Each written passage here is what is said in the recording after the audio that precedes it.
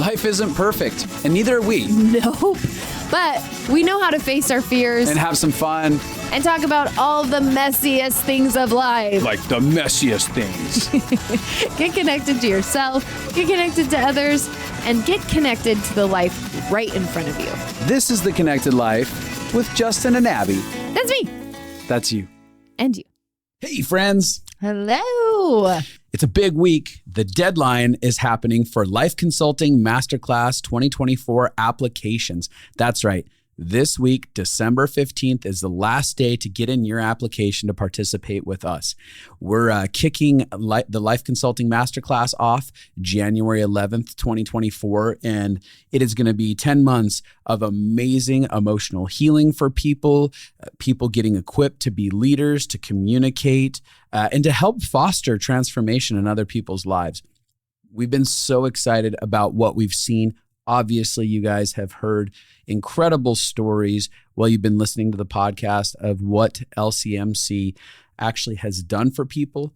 And we're looking forward to 2024 as such a year of, as we've been like cultivating, just reshaping so many things within Life Consulting Masterclasses as we're working that out. We're just like sitting here so excited for what people are going to experience. So if you haven't done it yet and you really want to, now's the time to go apply at Justin and Abby, that's abi.com, on our Life Consulting Masterclass page. You can get so much information about, and just questions get answered there. And if you have more questions, you can email us at support@stumblconsulting.com. And we have an amazing team who will take care of answering your questions. So, yeah, without further ado, we got a fun episode here today. I'm very, very excited. Mm-hmm. One of my favorite people is our guest. EGF. We've had him on before. Mm-hmm. He's super fun. But before we get started, let me tell you a little story about my life. You know, when I was like 12 years old, my dad handed me the keys to his pickup truck with my friend on a job. And he said, hey, why don't you guys go drive through this field and pick up these rocks? It was on this government job he was working on. And he was basically paying us to That sounds fun. manage something. And he was like, look, here's the deal. There's a trailer on the back of it. You drive straight forward. You never back up with this. Like, okay, cool. So we're going along, moving the truck down the field, and we're throwing rocks in, keep getting in, moving it down. Get to a point where I'm not paying attention and I can't like turn around because I've come to the edge of this field. And I was like, okay, here's what I'm going to do. I know he told me not to. But I had a solution. I said, Ross, which was my name, my friend's name. I said, Ross, I want you to look out and watch behind me, and then I'm going to put it in reverse and I'm going to back up. It was a solid plan. Solid. So Ross is like, got it. He's looking backwards and I start pushing on the gas, and then I'm like, he ain't saying nothing. We're good. So I just give it the gas. You gun it, don't you? Kind of, yeah. And then all of a sudden we hear, pogoosh, and I see the trailer sitting next to us.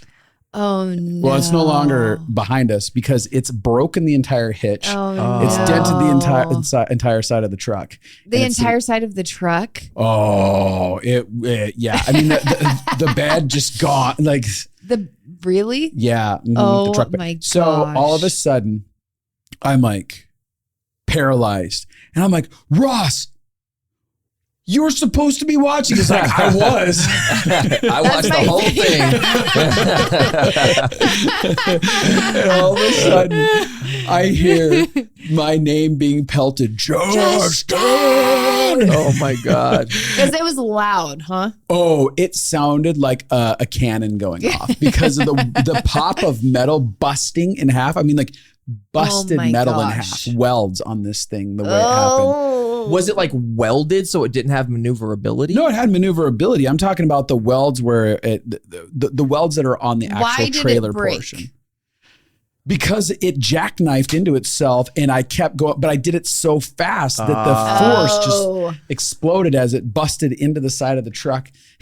I don't know who's at fault there, you or the person who assigned a 12-year-old to drive a trailer. Thank you. And here's where we're going with this, okay? So that guy's enraged about it and being like, I told you not to do this. What did you do? And I'm like, why did you put a 12-year-old? Did you say that? I did say something like that. I was like, well, you put me in charge of this. I couldn't go any further, right? And here's the point. I don't know who really failed there. Was it me or was it my dad? I think both, because he did give you specific instruction. And you could have gone and got help. Yeah. Yeah. And so the question is, what did failure teach me in that? And that's how I'd like to start this podcast off. Good transition. That was a great educational experience, I would say. For those of you who don't know, one of our best friends, Bryant Ellis, is on the show. He's been on this podcast before, and he just wrote a book that I am so excited Called about. Hello, my name is Failure. And it is creative. It's creatively different. It's creative. It's creatively different. Wouldn't it kind of be funny? I was trying to say, like, it's a completely different kind of book than anyone's read. Mm-hmm. Yeah. Because it is written as if failure is a person. Mm-hmm. Do you want to explain it? No, you're doing great. This is great. Failure is a person that is here to have a relationship with you. Mm-hmm. And depending on how you view failure and how you react to it, can ruin your life or create greatness. Yeah. That was great. Yeah. That's fantastic. Does that feel like... No. He's so much better. Why don't you describe it? But before you do, the irony of this book is if it's complete trash and it fails... then it's another failure. I'll write another book about it, like why failure failed. Yeah. Yeah.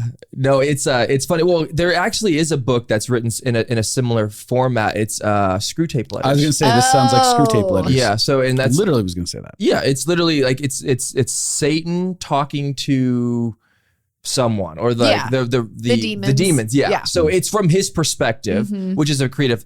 This book is written from the perspective of failure, like you said, as if failure was a person introducing himself as a coach and mentor. Yeah. So each chapter is a letter where he's describing how he plays a part in your life in that specific subject.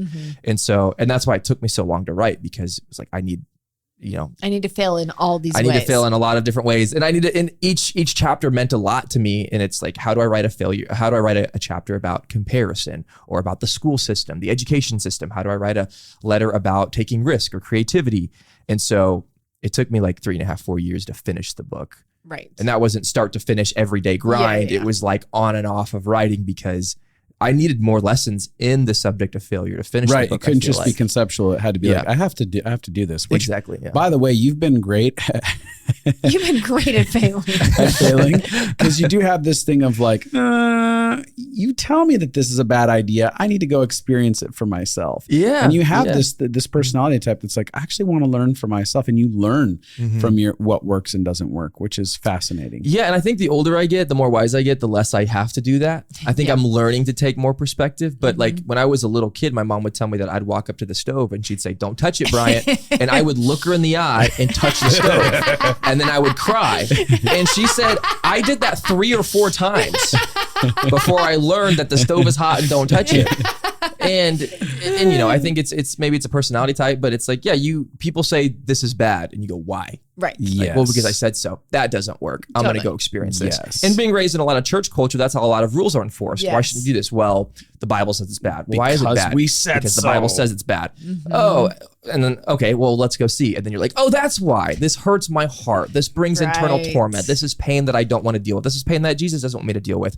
I'm not going to do this anymore. Yes. And so, I've learned a lot from that. But the older I get, the more I am able to ask other people's perspective of why is this hard? Why was this bad? What torment did this create inside of you? And they're like, it did X, Y, Z. I don't want that, so I'm going to avoid that. Yeah. But still in life, I decide to make choices and find out what the consequences. And I feel like it's led me to success and it's led me to breakthrough, because, people say don't do this and I do it and it works out and it's successful for me. Yep. And then the con to that is, sometimes it doesn't. Well, but the great thing about it is you live a life out of personal conviction. Like, because you have figured out, I don't want to do this because I have a value for not doing this. Correct. Which I really love. I think not just a rule based. Yeah. experience. Yeah. I think one of the most inspiring mentalities you have is around failure, because you have a lot of mental resilience because you don't put failure as shame or an identity piece. Totally. So do you want to, I'd love for you to just talk a little bit about that concept and how you've embraced failure, because when we're talking about failure, writing it to you, you're saying it as a mentor or friend. Like, you're not saying it as a bad thing. No. Well, and before you say that, I do want to say people have such a tumultuous relationship with failure. And so I really love that you're having this conversation, because like Abby did say, a failure ends up being a statement of identity about us as a person. And it's not usually a good one. So I'd love for you to share about this. I mean, I think it's the difference between when you fail, some people see that as evidence that they'll never get the outcome they wanted. Versus a lot of successful people I know, you guys included, is when we fail, it shows you where the educational gaps are. It shows you where you're not at this point yet, but failure shows you what's the way shows you what's not the way. And so an analogy I've been using is the difference between successful people and unsuccessful people, or the people who will succeed and the people who won't, is when you show up to the game of life, up to bat, and someone throws a curveball and you swing and miss. You then go, well, that's evidence that I'll never succeed. That's evidence that I'll never get what I want. That's evidence that I'll never be good enough. Versus the people who show up to bat, they swing and miss, and they say, well, why did I miss? Do I need more practice? Do I need better form? Was my stance wrong? Do I need to choke up on the bat? Right. It becomes a scientific evaluation versus an external judgment of evaluating and being powerful and saying, there's a reason why I didn't get the result I wanted. I'm going to look inside and figure out what that reason is. And so a lot of people, I hear them talk about failing, and a lot of times it's just laziness or showing up to bat unprepared, or not learning from your previous failures, adapting, readjusting, and then showing up to bat again. Right. And so it's like, embracing failure is not an excuse for laziness. If you are unprepared, you show up to a risk, swing and miss, that's not educational. Yeah. That's just building up. I don't want to use the word trauma, but it's traumatizing you, especially if it's a social failure. Yeah. If you get given a public speaking engagement. I saw this happen a lot because my brother Trey's in the comedy world. Yeah. Where he'll give people an opportunity to do like 5 minutes before his show. Yep. And I've seen people go up there and just bomb on stage. And then they're like, well, I didn't write anything until 5 minutes before the show. Right. It's like, yeah, that wasn't a failure. You lost because you were lazy and unprepared. Totally. So you can't really learn from that, because you can't go back and look at your jokes and say, which jokes didn't land? Which jokes should I tweak? Which ones got good laughs? Which ones didn't? Right. This was, you just showed up and started shooting from the hip, and then you're like, it didn't work. Maybe this isn't my destiny. Right. Maybe I don't have favor on this anymore because I didn't get the result I wanted. Yes. And it's like, no, that was due to laziness. And so my hope is to show people failure is not the monster under the bed trying to prevent you from getting the outcome you want. Failure is there to guide you to the result you want. And so that's why I see failure as a friend and mentor. It's like, without failure, you don't get the result you want. Yeah. He's not the opposite of success. He's the prerequisite. And so I was like, if I could create a book to show people how failure positively influences their life, that'd be a book I'd want to read. That'd be a book I'd want to give to my kids or other ambitious people. Yeah. And that's why it was such a passion project, because the message of failure has been big on my life for years. And I wanted to create a book that didn't just say, here's why failure's good, embrace failure. I wanted to create a book where you could read a chapter and say, oh, that changes my perspective, so I feel more confident to go out and take a risk. It's good. So, Yeah. I remember the first time I did this book promo video for Jason Valentine years ago.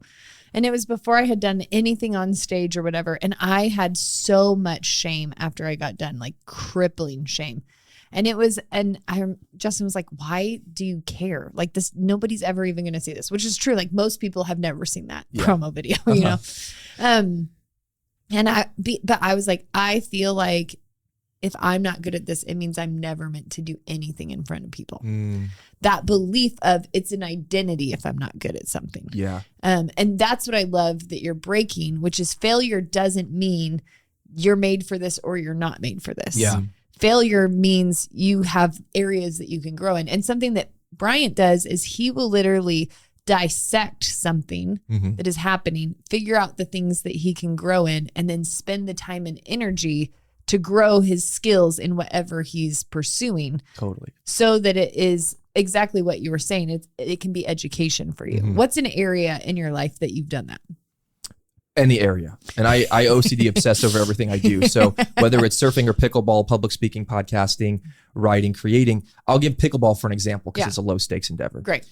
You know, some people are like, oh, he's so much better than me. Yeah. It's like, well, why is he so much better than you? Do you evaluate like the way he serves, the way he hits mid-court shots? And so like if I'm losing in a hobby, I try to fixate on each, like I love the book Atomic Habits because it talks about the 1% increase. And I think that's a very digestible way to approach a situation that you're wanting to grow into. Yes. And so instead of focusing on the whole thing, like my whole game. How do I become the best player tomorrow? I suck at all. It's like, well, why don't you just focus on your serving? And maybe on your serving, you get, 3 more points a game than you normally would. And that compounded over all these extra things creates a lot of extra points. Yeah. And so same thing with surfing. What does my pop-up look like? So I'll have a GoPro on my surfboard. And so I'll watch myself pop up. Oh, I bet you if I was able to plant my back foot more frequently, I would be able to hit my bottom turn more effectively and catch the wave. And so it's all being, and it's like versus somebody who goes out to surf and they just get trashed and thrown over the board and they're not having a good pop-up. They're like, I just suck as a surfer. No, your bottom turn sucks. Or no, you're not able to plant your back foot. That's what I'm talking about, the scientific evaluation versus the external judgment. You don't get the result you want. It's not because you're just bad. It's because you're lacking in this educational aspect of it. And there's I want to always stop you path. for a second because what you just said was so good. It's the scientific evaluation versus external judgment. Is that what you said? Which is, I think, what so many people do is they just judge. They feel shame. Yeah, and they I'm either inherently good or I'm inherently bad. And they feel so much shame about it. Like surfing. Let's say you want to be a surfer and you mess up a bunch. You feel so much shame that you can stop the scientific evaluation and then just stop the hobby or stop the love because you want to avoid the feeling that you're bad. Yeah. Instead of breaking it down and looking into, like what you said, the individual scientific, like the pieces. Yeah. I wanted to add to that. I mean, like you're talking about surfing. For instance, I remember a scenario where you were early on in your surfing process. You ended up being at a beach where you ended up accidentally cutting some guy off on a wave. Is that the way that went? And I mean, it seemed like you got your ass chewed and like you were ready to get beat up by. I dropped it on somebody it was an overhead day. So they were massive waves. I dropped it on somebody and I had a longboard. And so that's potential to really hurt somebody. And I had 50, this is not exaggeration, 50 different surfers screaming and chewing me out. One guy grabbed my board, swam up to me, cocked his fist back to hit me. Like it was socially traumatic because you're an adult with other adults and they hate you and they're threatening to beat the crap out of you. In the water. Yeah. So and that could have been something that completely disabled you 100%. And you were like, because most people would be like, I never want to surf again. I never want to experience that experience again. Yeah. And there was something about it where you're like, no, I have to push through. This is something I want. I want to learn and grow in this. Yeah. It was like, if I'm going right, I look left before I drop in. And I don't miss that anymore. If I do drop it on another surfer, I'm off the wave so fast. And sometimes you have to drop it on another surfer because you're both going for it and it's kind of who gets to their feet first. But then you drop it and you realize he's behind me and you jump right off. And so that's part of learning surfing too, where it's just like you have to go and make mistakes and learn from the experience. And then surf culture is very harsh, aggressive. It's not a good culture. Like I love the surf culture in San Diego where I serve because everyone's there to have fun. If some, newbie drops in on you, you're like, I've been there. But as a newbie, you shouldn't be surfing 6-foot waves, especially with a 9-foot longboard that is like an axe if it comes down on you. And so even if that was it for me, I should not be surfing these big of waves until I am more competent and confident in being able to be aware of my position. And so, but it was social traumatizing. And I had to talk with you guys to get through that. But it turned into an educational experience versus it traumatizing me. Yes. And I feel like that's the power that failure has is people say, go fail often, go fail forward, go fail in every direction. But it's like, well, failure has the ability to really traumatize you. And then your instincts are going to flare up and say, no, we don't do this anymore because last time we were publicly humiliated. Yes. If you're not able to calculate, go back and review the failure. What did I do wrong? What could I do differently? What am I going to do differently next time I show up and do this? Okay.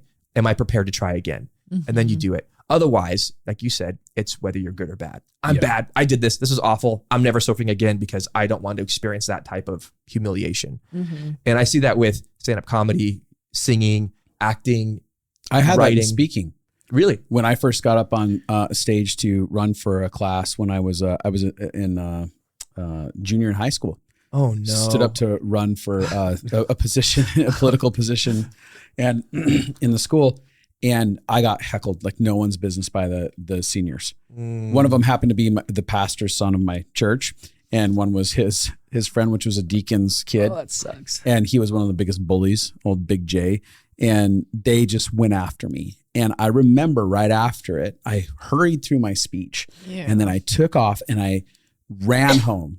Like my house was a couple blocks from the school, like 4 blocks from the school. And I ran as fast as I could home. Yeah. And I went down to my bedroom and I hid in the basement in my bedroom. I was overtaken by shame, having like everyone laugh at me and heckle me. And I was like, I'm never going to do public speaking ever. Right. Now I public speak all over the place and stuff like that.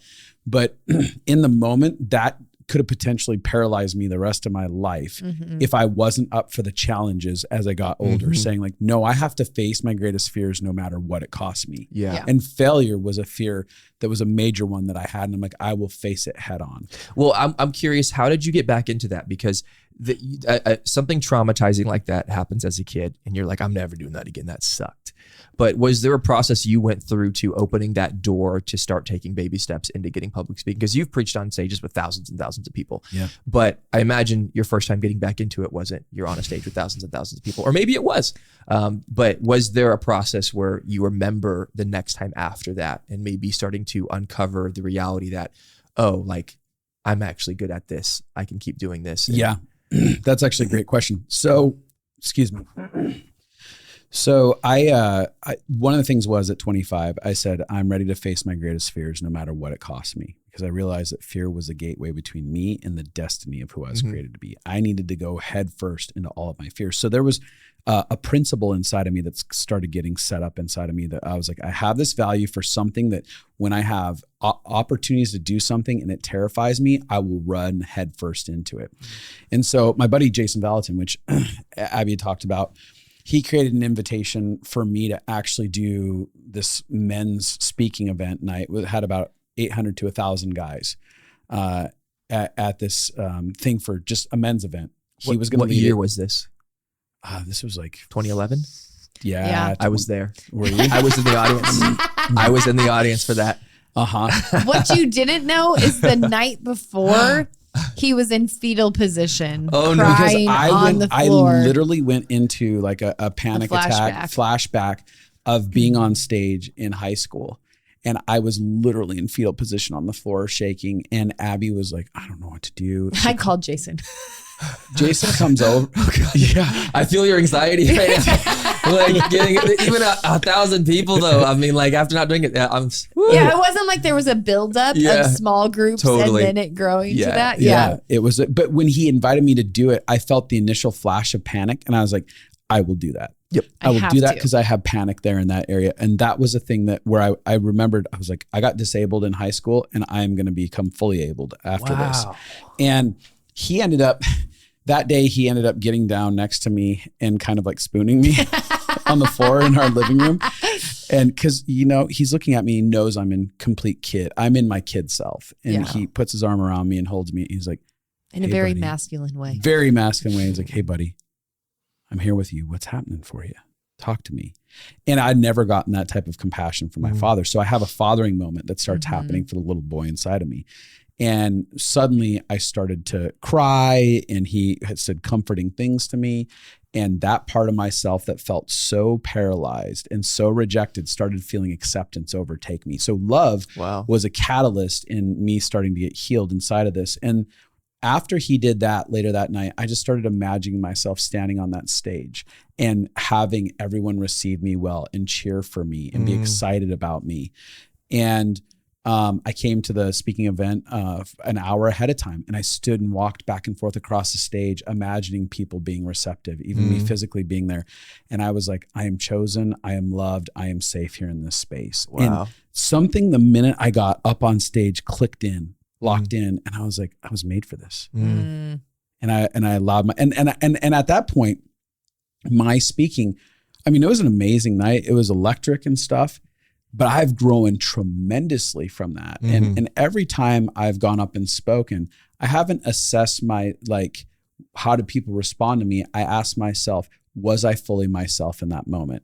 No. How can I grow into feeling more settled into my own skin to be fully myself in this space? Wow. Yeah. Dang. Did you eat before then? Were you able to eat that day? I did. You did. That's good. Yeah. I feel like evening speaking engagements are so much easier for me because I can then get the meals in and then go through the process. But if it's a morning, then it's like, I'm not eating. Oh, totally. It's like, I can't do that. At this point, I could roll out of bed and not even have a thought about it and step onto a stage and have utter peace, which I wanted to add that. I'm excited to get to that point because public speaking is one of those things that still terrifies me. I mean, like yesterday, I was going on a bigger podcast. Not than this. I was going on I didn't say the sentence right. I was going on a bigger podcast than I'm normally used to just going on casually. Totally. And so I was, shut up. I guarantee it's not bigger than this podcast. But anyways, it triggered something in me. It was a new audience as a people that I have never spoken to. And it was, someone I love and respect. And I didn't feel nerves at all until an hour before. And that I was like, oh, la, la, la, I'm doing work, eating food. Everything's great. Going on a podcast, super fun. An hour before hits. And I was like panic. Yeah. And I did Wim Hof and that took the panic, the Wim Hof breathing method. It took it down like 50%. Which I love. That's such a practical thing to do. I didn't know that it worked that well. Yeah. So, I mean, I've done it before when I felt anxious, but this is like, I'm about to go do this speaking thing. I'm freaked out. I'm going to do anything. I tried the Wim Hof. I only did 2 rounds of it. And I was like, oh, I feel decent. And then I called you and was like, can you please pray for me? and I think what I was asking was, will you like tell me you're going to love me even if I totally like F this up? Yeah. And I think that's what I felt from you was the love. And I think even one of the things you said was just like, you don't have anything to prove. Yeah. And sometimes it's hard to not feel that. Like you're like subconsciously, I do have something to prove.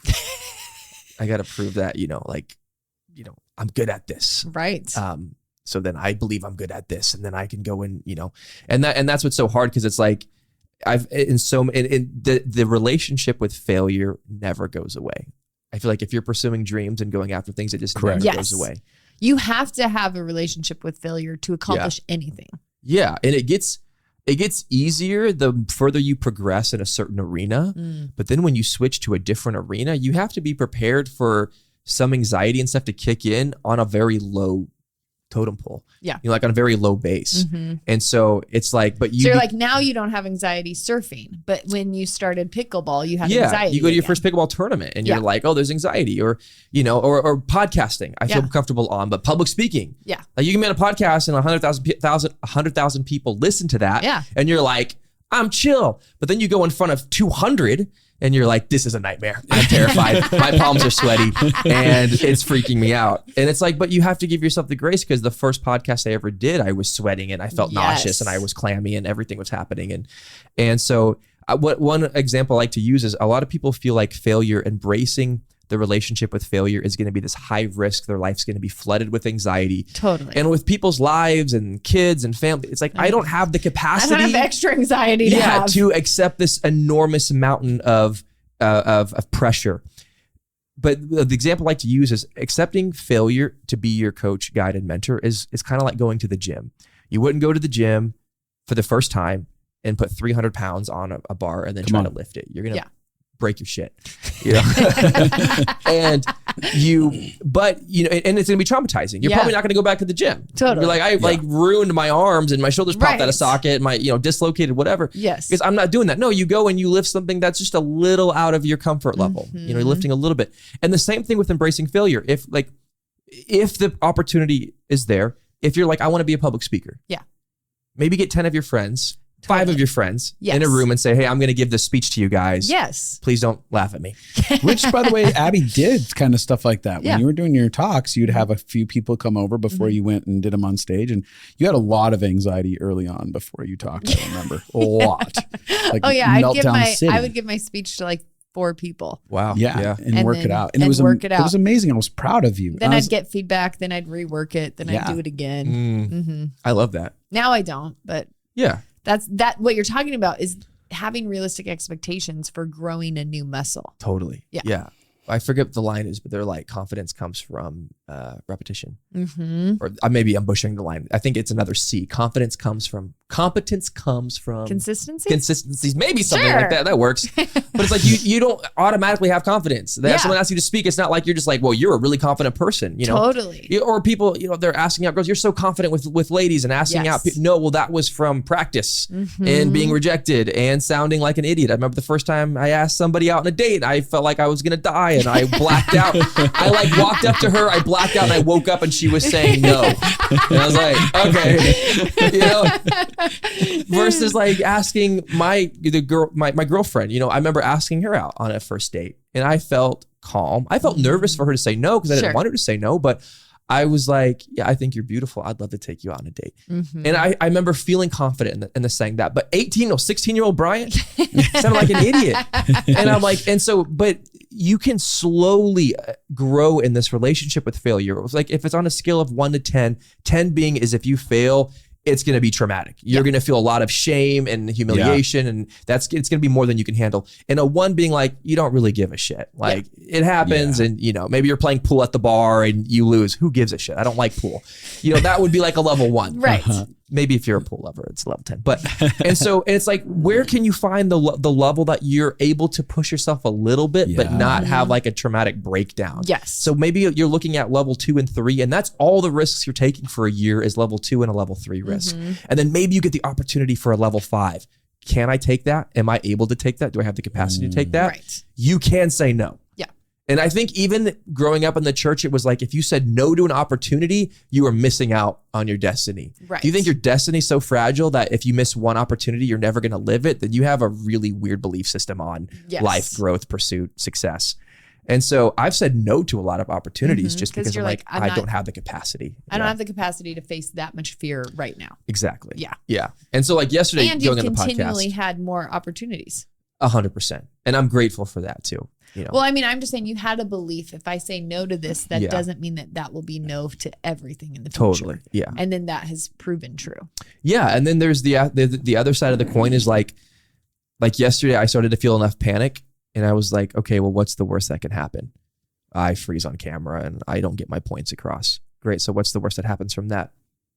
Nobody thinks I'm a good speaker. No one thinks I'm a good podcaster. They think I'm an idiot. Well, do any of these people know you? No. Are they going to forget about you pretty much after the podcast if you totally suck? Probably. Yeah. So at the end of the day, I'm like, I can live with these consequences. Totally. I'm still nervous, but I can live with that. Yeah. So let's go and just have an epic failure right now. Yes. And so I was driving there and I was like, God, I'm ready to fail. Like, I'm ready to fail. Like, if this is what needs to happen, I'm ready for this to be one of the failures that I experience. And it was one of the best podcasts that I've been a part of. Which I love. Wow. It was so fun. It flowed amazing. But that's because there's no internal resistance from you. You had already embraced, if I fail, that doesn't mean I'm bad. Totally. If I fail, that doesn't mean I don't have a future. If I fail, that doesn't mean my book's going to fail. It doesn't mean that as we take the meaning away, like most of our relationship with failure is connected to a horrible meaning of failure. Yeah. So if I don't get all my points across, it means I'm a loser or I'm not smart enough or I'll never be articulate or whatever. When we assign meaning like that to any event, it is too much for us. It's way too much. And your future forecasting. Yes. And I've told some people this, but more devastation in your life happens from the fear of failure than actual failure ever causes. So good. Because we're living in the future of, this is what's going to happen. And it causes us anxiety and all this chaos and rejection, humiliation, shame. And then we don't actually ever take the risk to find out, was that really the reality of the situation? Right. And sometimes it is. Sometimes you take a risk and it's devastating and it hurts and it sucks. But like, it's such a small percentage of the time you take risks. Yeah. And what's funny is people will take 2 risks a year and fail on one of those risks. And they're like, half the time I take a risk, I fail. Why don't you take 100 risks? Yeah. And see that you probably only fail 2 or 3 times. Right. So it's not as frequently as you think, but you only take a risk when this risk is massive and it's the one risk you take this year and then you fail. And then you say that every time you try something, you fail. Yeah, because you're taking one risk. And one of the things that you're talking about is redefining failure in its essence as it is. And so a lot of people are like, they're looking at failure as a bad thing, right? It's like, this is a bad thing. Instead of like, I redefine failure as learning process, right? which is really what you're redefining it here as. And so people are like, oh, but I fail half the time. So you're only 50% of the time learning anything in your life. Yeah.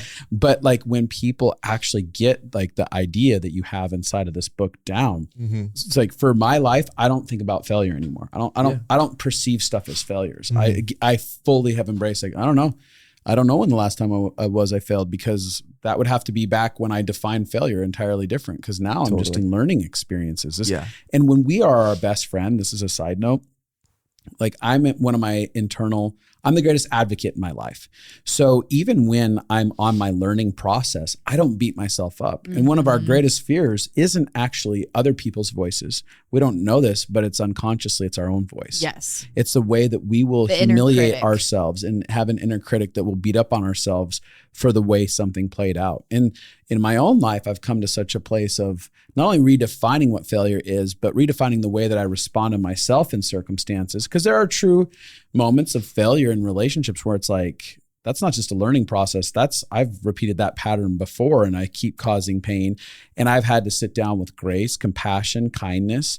And that's what gives me the fortitude to keep moving forward in all those things, is because I'm like, the greatest advocate I know, I have an intimate relationship with, and who will accept me. That's why I love the book so much that you wrote, because I think people need help dismantling their inner critic. Yeah. And you actually have to reframe. You have to see failure as different. You have to see it as something that is for you and that isn't defining you in order for you to grow. Like the book is basically the key to growth, because if you do not, you'll shut down and become smaller and smaller if you avoid the pain of failure. Yeah.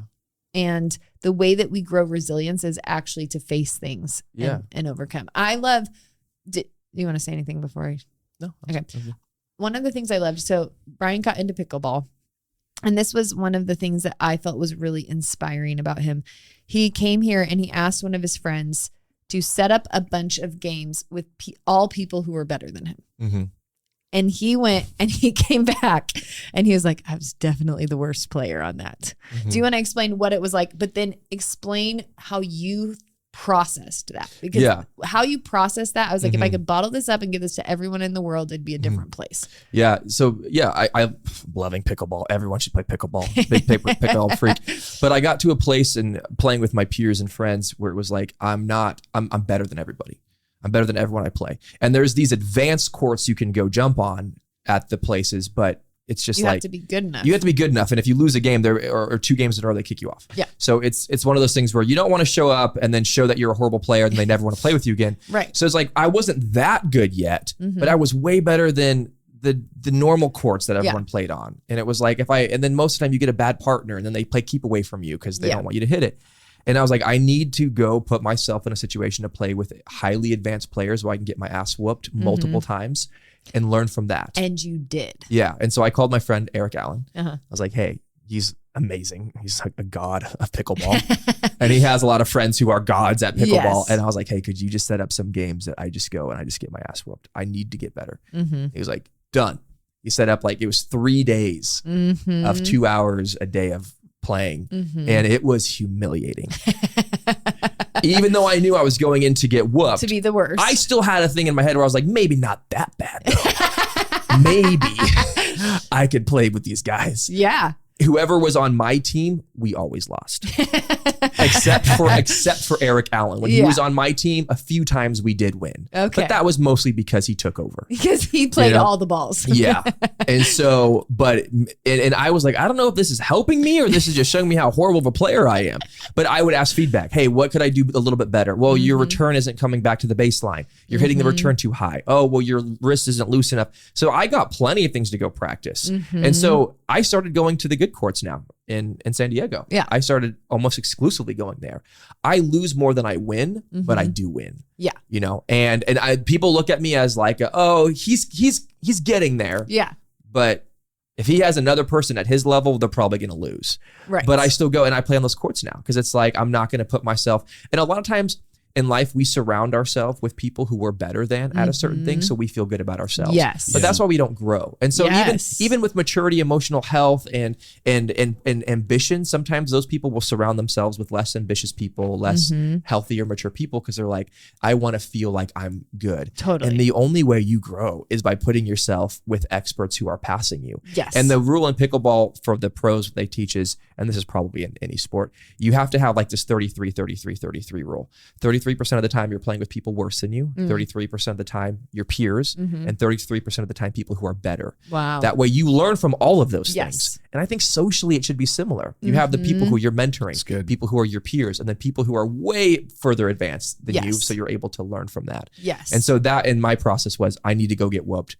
This is my 33% of the time so I can develop and grow. And I didn't see it as failure. Yeah. I saw it as education. And as a crucial part of growing. Yes. And I think that most people just want to win the whole time. They're growing in anything.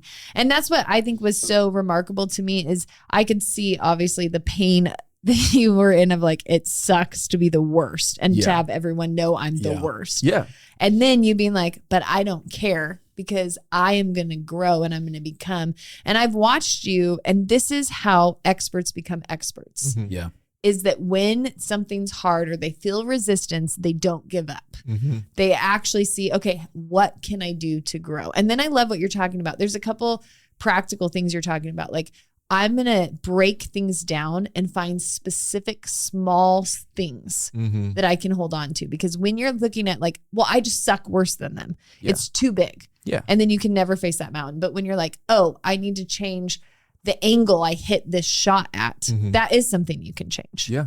So you break it down. And then the other thing that I love that you talked about earlier in this podcast, which is such a practical thing, is when you're afraid of failure, actually playing out what is the worst case that can happen from me failing. Because the idea, the fear, the emotion of failure ends up being so big that we stay paralyzed. Yeah. But when you think about like the pickleball thing, like, what's the worst case if I'm the worst person on the court for 3 days? Yeah.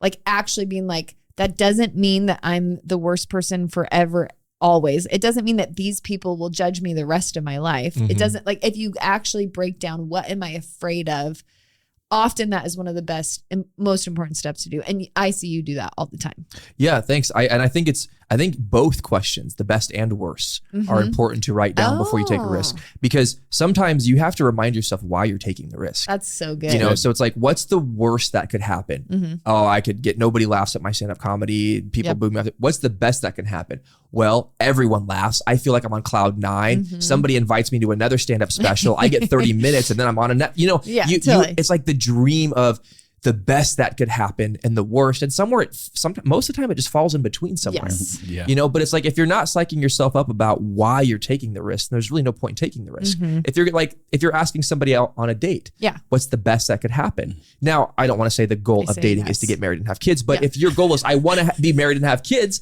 it's like, what's the best that could happen? Well, this could be someone I end up spending the rest of my life with and have and have a family with. What's the worst that could happen? She says no and thinks I'm creepy. Totally. Great. Yes. Next, you know? And so I think those help me a lot, especially the more when I get invited to do something, I have to be able to focus on, this could be this. Yes. There's not the pressure of I need to get this, but it could be this. It could also be this. Let's see what it does, you know? Which is very realistic. I think that's a better place. And now you're not having hope deferred every time you do something, because you have realistic ideas, but you do have vision for the pain of pushing into a little bit.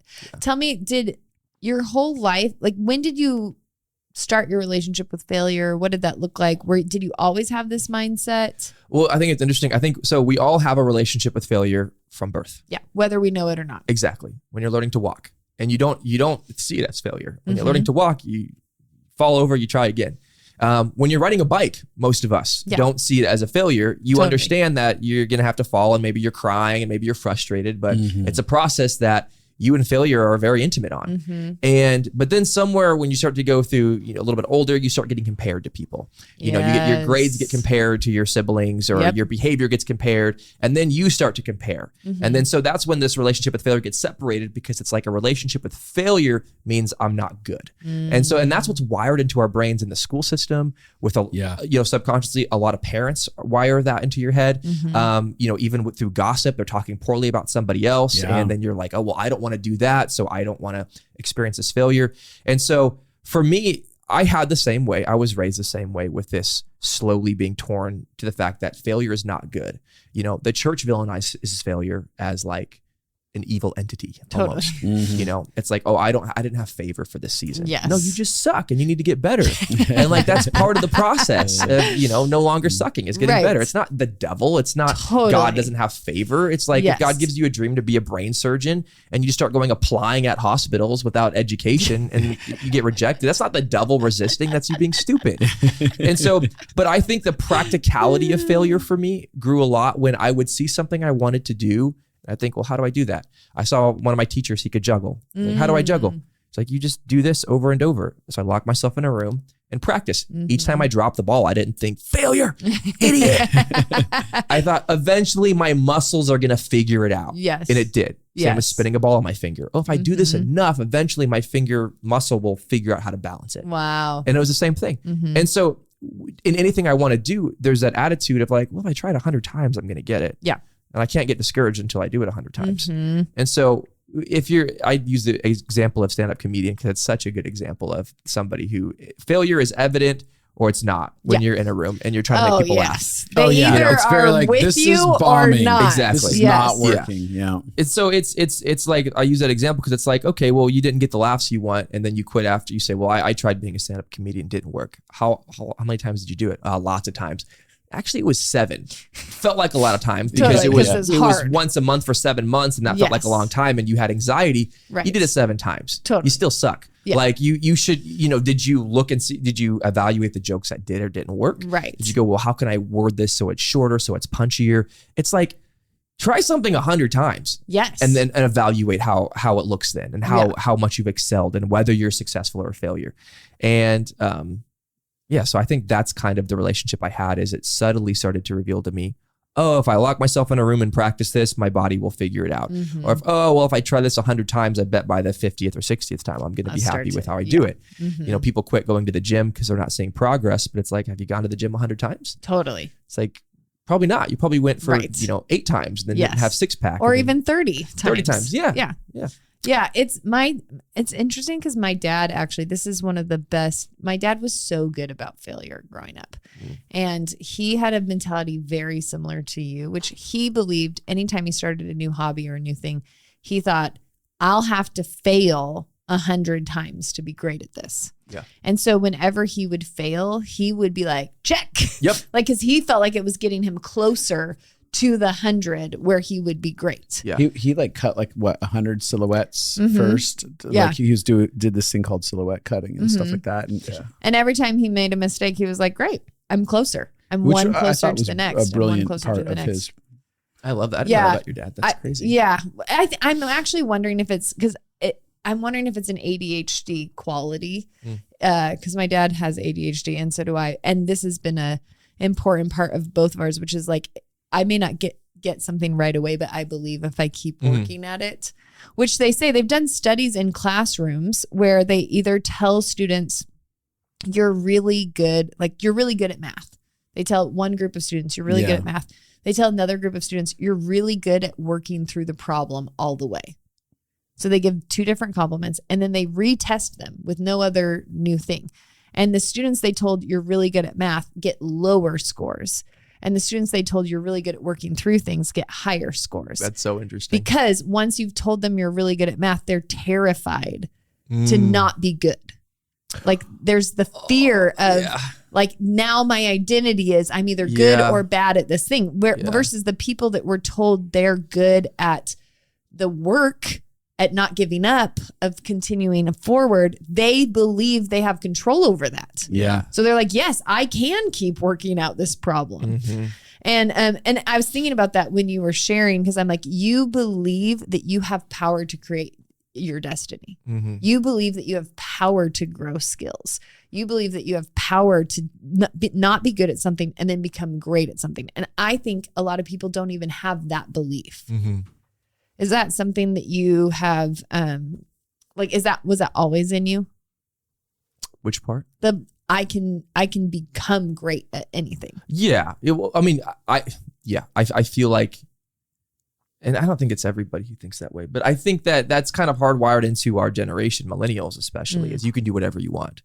So, but I think a lot of people don't know how to do that. Well, that's the thing is people say you can be whatever you want to be when you grow up. You can do whatever you want. Right. It's like, yeah, but there's going to be a level of sacrifice that you might not want to do. There might be a level of physical sacrifice that you're not capable of doing. Totally. And so for me, I've always thought, yeah, I could do whatever I want, but I got to also partner it with practicality and then what I'm willing to do to get the result I want. Yeah. So could I be a professional NBA basketball player? Statistically, I'm not tall enough. So my work ethic would have to be that of hundreds and hundreds of hours, of thousands of hours of giving my soul to this thing to maybe make it into a D1 college and maybe make, so it's like, probably not. Don't love basketball enough to sell my soul to that idea. And so it's always been partnered with the idea of, with some of the skills I have, how much work am I going to have to put into this to excel to the level I want? And am I willing to sacrifice that? Yeah, I think that's great. And that's realistic. A lot of people live in fantasy about stuff like, oh, I want this, but do you want it? Are you really willing to pay the price for it? Have you taken in there's so much logic and reasoning that's spent in like, how do I feel? Do I feel so elated about this that I'm willing to work at it even if I don't make it in that way? And that's huge. We only have a few minutes left. What do you feel about reading the introduction so people can get just a little bit of a taste of this book that is so good that is going to encourage them and change their life? That's a lot of pressure on one chapter to read. To change their life? No. I meant the book when they read it going to. Yeah. The whole book is going to do that. Yeah, so I know that that's true because Bryant has a podcast and I would listen to it. And when you hear somebody over and over reaffirm to bring the stakes down and actually help you feel empowered again, which is what you're so good at, is how do you actually be empowered and not listen to the wrong voice of failure, but embrace it. It feels good. So I know the book is going to feel good to people's soul and help them beat their inner critic.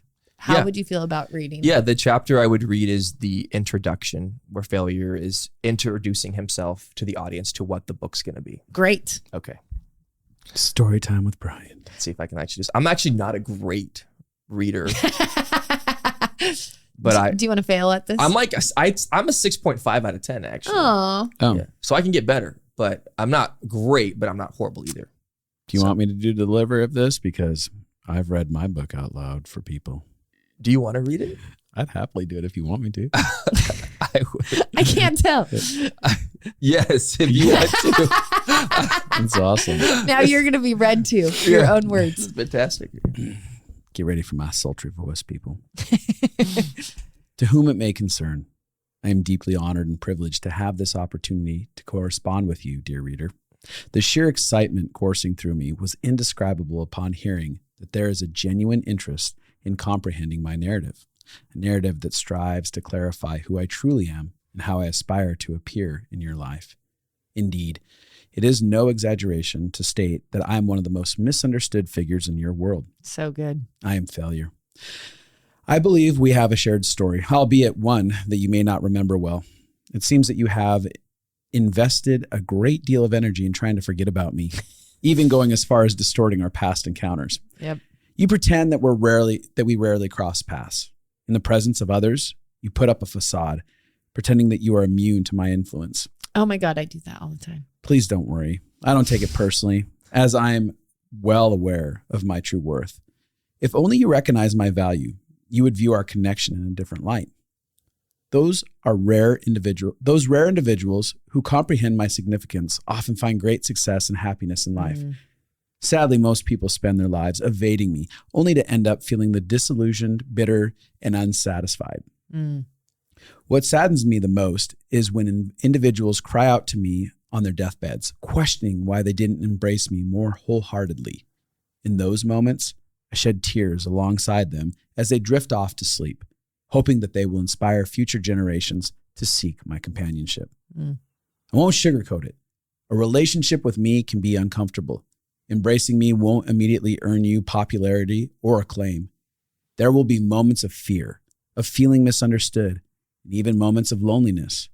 However, here's the truth. Most who walk this path with me experience a phase of solitude. Most face moments of fear. However, most who embrace me ultimately find success.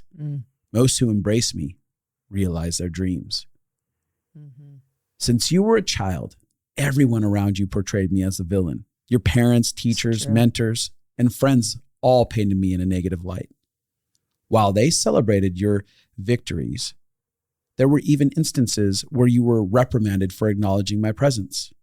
I apologize for the fact that you were led to believe I was bad from such a young age. They made you believe that spending time with me meant you hadn't studied enough or prepared adequately. That it signified weakness and that you were not seen as a winner. They instructed you to avoid me at all costs. And even when you did spend time with me, you laughed and pointed, hoping to deflect any association with me. Reflecting upon our past interactions evokes nostalgia for the days when I was not viewed as a menacing presence lurking in the shadows, but rather as an integral part of your life journey. I vividly recall the time when you were just learning to crawl, an endeavor that eventually led you to walk. Every time you stumbled and fell, it was never a cause for self-reproach. Rather, it signaled the time to stand and attempt again. Likewise, I was present during your first attempts at riding a bike. Despite falls that nearly resulted in a broken arm, you displayed an indomitable spirit that refused to quit. Even at that tender age, although perhaps unable to articulate it, you understood that practice, repetition, and a few lessons from me, failure, would pave the way to exhilarating joy of cycling freely. However, our relationship underwent a transformation at some point. When you began comparing yourself to your peers, finding certain tasks more challenging than they did, when your parents started evaluating you against your siblings, or when your school teachers measured you against your classmates, I was cast in the role of the antagonist. They told you that moments with me would scar you, but I knew that we were building resilience. What they considered losses, I recognized as valuable opportunities for growth. What they warned you to stay away from, I encourage you to embrace. I understand why you feel embarrassed by me, but if only you can catch a glimpse of our future together, your perspective will surely change.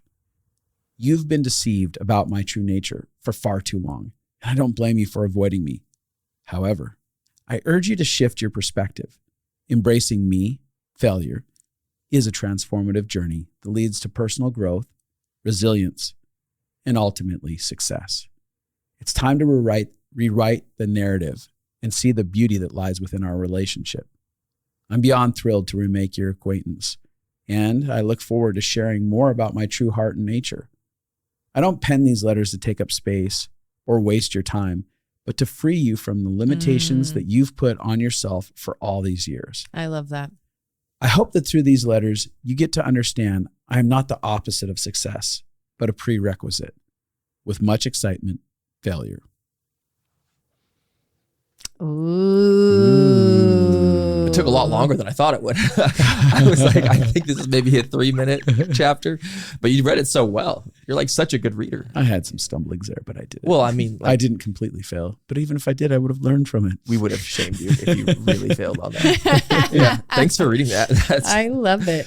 Yeah. That's wonderful. Yeah. It's a great book called Hello, My Name is Failure. Where can they get it?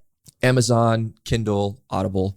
We just finished the Audible book, and I hired an actor who has a deep voice, and he's like blah blah blah. So yeah, everywhere that you find books online, you can Very find. exciting. Yeah, very, very, very exciting.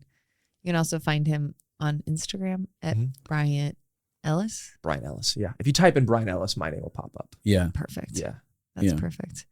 You know, I love that this is a conversation you're having. I know that somebody, I want to kind of wrap out with this, but somebody that I dearly love for years has lived in denial about how they participated in a relationship with me and certain aspects of that relationship. And when I got really down into it and said, hey, there are these areas that you've continually denied about how we've related, and it's left me with a lot of pain. And, you know, the thing they said to me, they sat there quietly for a second and they looked at me and they said, you know, I'm really sorry. I know I've been unwilling to look honestly at these areas that have affected you. And it's because I'm scared that if I acknowledge that reality, it means that I'm a failure. Mm-hmm. And one of the biggest disconnects, and oftentimes in the most intimate relationships, the disconnects to connection, is this sense of shame that says I'm a failure. And we end up creating these barriers between us and other people because of a toxic relationship with failure, right? And I can't help but imagine that a book like this, as people begin to embrace this, it's an invitation to building such an enormous shame resilience that it actually doesn't just bleed into the things that we're pursuing, but it actually overflows into the relationships around us, where all of a sudden relationships that may have years of little pieces of brokenness within them find themselves being repaired because people overcame this fear of being called a failure. So I love this, and I love what it can do for human relationships and connection, and what it can do for the perpetuating of dreams inside of people's lives. Wow. Thank you. I really appreciate well said. Yeah, that's really well said. I was like, wow. Mic drop. Yeah. You're welcome. You're welcome, everyone. Well, thanks for joining us, man. Yeah, thanks for having me. Super fun. We could talk about this stuff forever. We didn't even get to your biggest failures. It's probably good though. I've talked about my biggest failures on your podcast. We got just failures for days to talk about. Yeah. The guy who lost $1 million on one deal, right? He learned from it. Uh-huh. Yep. Yeah. Yep. All right, everybody, go away.